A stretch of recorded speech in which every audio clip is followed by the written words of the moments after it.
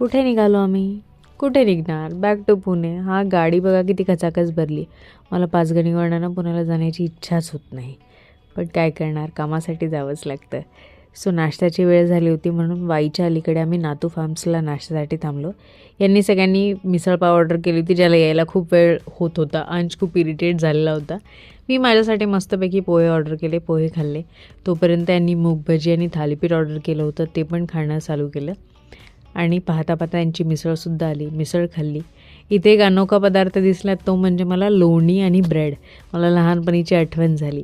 मी bread घेतली, छानपैकी दाण्यांचा कूट लावला आणि सँडविचसारखं छान खाऊन घेतलं. खूप मजा आली. आणि हा बाबा खुश होता कारण याला ब्लू कलरचा कप सापडला होता मॅचिंग म्हणून. मग काय नाश्ता केला आणि निघालो आम्ही पुण्याला जायला. आजीची आणि अंशची काहीतरी वादावादी चालली होती. जेव्हा आजी काहीतरी सांगत असते त्याला ऐकायचं नसते तेव्हा तो असा तोंड करतो आणि गप्पा मारता मारता कधी पोचलो ते कळलंच नाही.